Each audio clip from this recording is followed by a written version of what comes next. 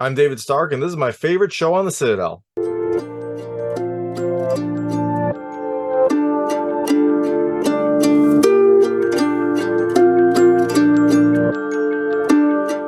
everyone, this is David Stark from Watcher Pass, and I'm here to talk to you about Citadel Season 1, Episodes 1 and 2, which are premiering on Amazon Prime on April 28th, 2023. There's a new spy thriller coming to Amazon that has an all-star cast, and my hot take is, look, I think you should rent it. I liked the first couple episodes. I liked the cast. I liked the action. It had an interesting premise, but they were a little dense at the start, and it felt a little bit like deja vu. So I think you should rent it. Look, I'll probably stick around to see where it goes. It laid a decent framework, but overall, I think it's a rental. So I'm going to tell you a little more about the series, a few things I liked and a few things I didn't like. So in Citadel, you have two super agents. You have Mason Kane and Nadia Sinh, who are members of this elite spy organization called Citadel. They are on a mission to try to intercept some uranium that is going to be sold, but it goes horribly wrong and it leads to some devastating consequences for both of them.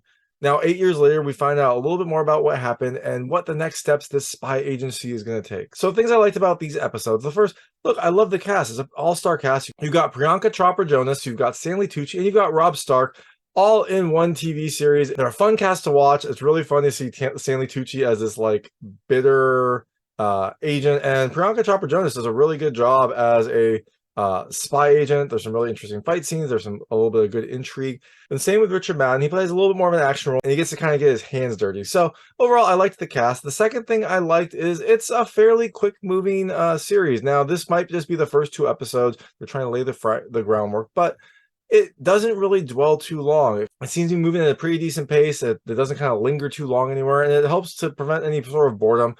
But that does lead to something I didn't like as much, but I'm going to get into that a little bit later. The third thing I liked is, at least the first episode, you are world traveling. You kind of go all over the world to various locations, which is fun. It's fun when you have this kind of like international spy agency. You would expect that to be kind of operating in many different areas, and you get exactly that. You travel to Italy, you travel to America, you travel through various places of power throughout the episode.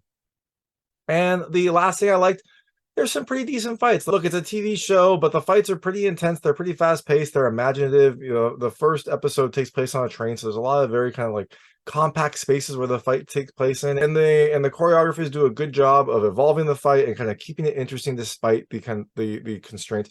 And it does feel brutal. Oftentimes, it feels like a beat 'em up fight for your life, where it's kind of no holds barred and anything goes. So things I didn't love as much. The first, I'll call it deja vu. This feels like a story that I've already heard before. It feels kind of like a MI6 Spectre situation, or even like a G.I. Joe Cobra situation. You've got two big kind of secretive agencies that are at odds with each other, and it feels like something that we've heard before.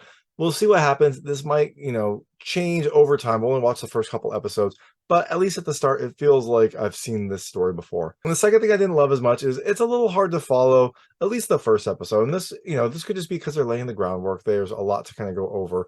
But if, on the one hand, I liked that it kept moving. It kept itself interesting. It didn't kind of linger too much.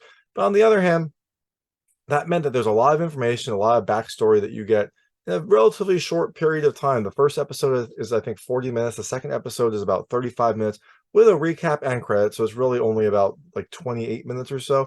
So that means you get a lot of information fairly quickly. And that made the first few episodes tough to follow. Now we'll see what happens. Maybe the later episodes will slow down. Maybe the first episode just wanted to touch on a few things to kind of give you a basic framework, and then we'll explore it later. But overall, I found the first two episodes a little bit tough to follow. So overall, I think this is a rental. I'll keep watching it. It's interesting enough. I like the cast. I'll kind of want to see where it goes. But definitely check it out on Amazon Prime on April 28, 2023. And thanks so much for watching. If you like this review, please like and subscribe to this channel. It helps me out a lot. Make sure all my new content goes straight to you. Thank you.